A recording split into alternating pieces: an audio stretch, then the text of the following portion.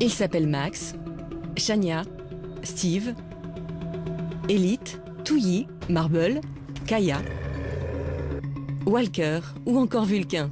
Ce sont tous des animaux de compagnie, qu'ils soient chiens ou chats, mais d'un tout nouveau genre. Ce sont en effet tous des animaux hybrides, à savoir issus d'un croisement entre un animal domestique et un animal sauvage. Créés aux États-Unis, ces nouvelles races canines et félines ont été sélectionnées afin d'obtenir des animaux au look le plus exotique et sauvage possible. Vous avez une espèce de fascination du sauvage. Là, on est dans le fantasme, là, on est dans le rêve. C'est un rêve qui n'est pas nouveau de l'homme, de pouvoir s'approprier le sauvage. Là, l'idée, justement, c'est d'essayer de profiter donc, de croisements pour avoir les avantages du sauvage sans les inconvénients. C'est le look qui plaît aux gens. Souvent, c'est ce qu'on entend, quoi. Je veux une panthère. Pour répondre à cette envie de sauvage, des éleveurs américains sont parvenus dès les années 60 à faire s'accoupler des chats domestiques avec le chat léopard du Bengale, un petit félin nocturne et solitaire dont la population vit à l'état naturel entre l'Inde et la Corée du Nord, de préférence dans les forêts. La race ainsi créée a tout simplement été baptisée Bengale. Un peu plus tard, dans les années 90, d'autres éleveurs, toujours aux États-Unis, ont croisé des chats domestiques avec des servals africains, un félin de taille moyenne proche du caracal et du léopard, qui vit dans la savane entre l'Afrique subsaharienne et l'Afrique australe. En référence à cet habitat des grandes plaines, cette race a été baptisée Savannah.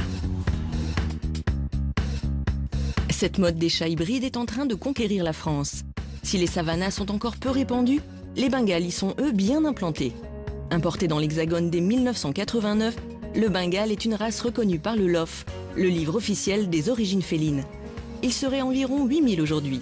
Seuls cependant sont autorisés légalement les chats de 4e génération ou plus.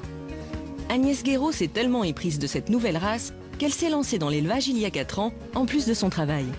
Une passion qui lui demande un fort investissement en temps, mais aussi en argent. Car sa passion n'a pas de limite, elle est allée chercher ses chats dans les meilleures lignées à l'étranger et les a inscrits à des concours félins. Pour chacun de ses chats de compétition, elle débourse en moyenne 10 000 €. Alors, cette chatte s'appelle Nala. Enfin, son vrai nom, c'est Legadema. Et donc, c'est une petite femelle qui a 7 mois et demi. Donc, cette petite chatte est très très belle. Elle a déjà gagné pas mal d'expositions puisqu'elle est des junior winner. On les a fait venir des États-Unis. C'est le berceau de la race. Oh mon pépé, mon pépé. On peut passer des heures à le regarder, on ne s'en lasse pas. On rentre, parfois on se dit mais qu'est-ce qu'il est beau. Oh oui.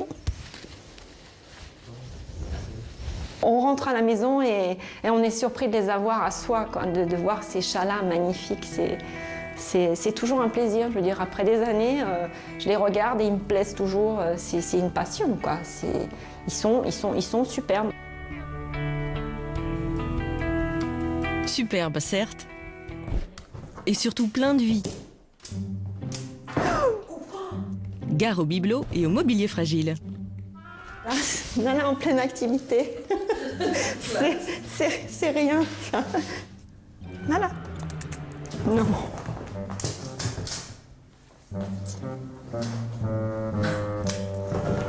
Voilà, les loopings, c'est sa spécialité. C'est la fête aujourd'hui. Ouf. Donc, le canapé, je préfère jouer que je l'attrape, hein, parce que ça... Pour Agnès, élever des Bengales est un hobby plus qu'un business. Son élevage lui coûte près de 11 000 € chaque année, entre nourriture et frais vétérinaires. Quant aux inscriptions aux concours internationaux, elles s'élèvent à plus de 10 000 € par chat. Même si elle vend les chatons entre 1 500 et 2 000 €, elle ne rentre pas dans ses frais. Rien que pour acquérir Shania, elle a déboursé 3 500 €. Elle a des comportements de félin, complètement. Elle, beaucoup plus que les autres. Là, c'est félin, là. Là, c'est... Shania. Oh là là, la tête sauvage. Quand elle se met en colère, quand elle se bagarre, c'est différent. Et les autres le sentent. Rivalité et marquage de territoire sont monnaie courante avec les Bengales. pour qui l'usage de la litière est loin d'aller de soi. Ah oui, c'est difficile, hein. Je pense qu'elle a fait pipi pendant que je parlais, donc je l'ai vu faire. Donc ça, c'est le problème. Il y a beaucoup d'odeurs ici, donc forcément, ils passent les uns les autres, ils marquent leur territoire.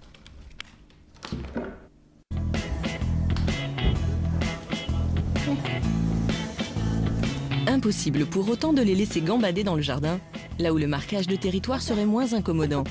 Les Bengales s'échappent volontiers et réintègrent rarement leur domicile une fois dans la nature.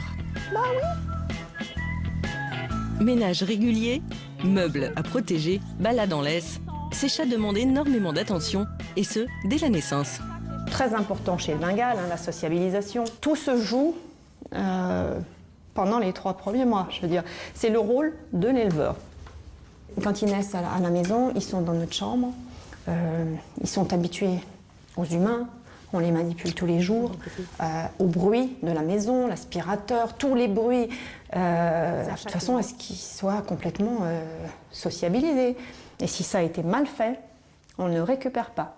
Je vous montrerai un exemple de ma première chatte qui a été importée d'Allemagne. J'ai jamais récupéré, elle a 4 ans. Elle a peur, la pauvre. Donc ça c'est Darjeeling. Et donc qui est un petit peu sauvage. Alors elle est adorable, hein. Elle n'est pas du tout agressive, du tout. Elle a juste un peu peur. Viens Darji, viens Darji. Elle est très timide, ouais, elle est très timide. Viens ma chérie. Donc voilà, regardez, vous voyez, elle a peur. Un biche. Elle n'est pas rassurée, donc on ne les met pas. Donc je la prends peu parce qu'en fait, je ne veux pas la mettre mal à l'aise. Donc elle est... Attends, Jim. Mais elle est super copine avec Walker. Détruit. Tous les éleveurs ne consacrent pas autant de temps à leur portée de chatons cagnès. Parce que les Bengales sont à la mode, nombre d'éleveurs peu scrupuleux les produisent littéralement en série. Ils vendent alors des chatons qui ne seront jamais adaptés à la vie domestique. La situation devient donc ingérable.